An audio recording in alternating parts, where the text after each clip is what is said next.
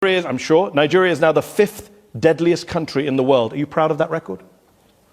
I acknowledge the fact that we have insecurity in Nigeria, and until the hoax narrative of the Christian genocide, then we began to see back-to-back attack in Nigeria. We had for the first 2 years of the president's administration a substantial peace in Nigeria.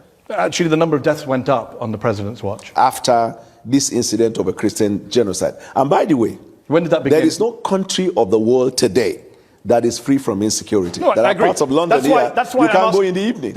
Okay, but we're not bombing London to root out militant training camps. But you have had so many of the bombing on behalf of the United Kingdom by the United States. Since you're making rather spurious comparisons. No, the context is 11,000 people were killed in conflict in Nigeria in 2025. That is up from 8,700 in 2023. That is a 26% increase in the number of Nigerians killed since your party and your president came to office.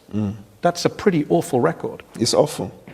And we're fighting hard day and night. That's one of the reasons why the president traveled to Turkey, where we had bilateral agreement to deal with insecurity. That's why we're cooperating with the United States of America. That's why we're cooperating with any country of the world. The reason is because since 9/11, terrorism is a global phenomenon. Agreed. And so every country is involved in it. But it's getting worse in Nigeria, that's the problem. I can't say it is getting worse. You just agreed with me when I gave you the numbers. No, I 8,700 killed in 2023, right. 11,000 killed in 2025. That's right. Getting worse. How many people were killed in the United States last year? In conflict-related violence, probably. So this is not a conflict. This is an act of terrorism. Okay. So how many people were killed in the United States in terrorism? Excuse me, sir. It wasn't 11,000. This is part of what Donald Trump many years ago in his first term classified the Western media as what? Fake news. The reason is because context matter. This is not Western media. You are well aware. This is not Western media. Yes, I understand. But this is the Armed Conflict Location and Event Data, ACLED, the most respected group that counts conflict-related violence around the world. Let me ask you, where there is a terrorist attack, I could also give you another source. Conflict?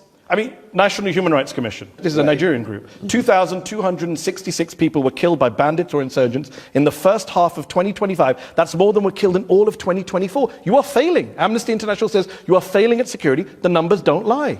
It's unfortunate, and as a government, and it's getting worse. We're working day and night and it's to getting deal with worse. That situation. I don't agree to the fact that it's getting worse. How can it not get worse if more people die in 1 year than the previous year? Context matters. What's the context? The context is not getting worse. What? Yes. The context is not getting worse. The context is that it is not getting worse because you see, this is a water, right? Okay. If you have the water half, you could say half glass filled or half empty. Yeah. Isn't it right? Yeah.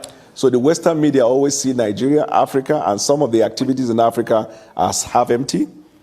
Excuse me. But we see it as half full because when we look at it, and when I say context matter, before the president took the oath of office, we knew the situation in Nigeria. And you made it worse. When he made the decision to take bold step to put Nigeria in better trajectory, we were well aware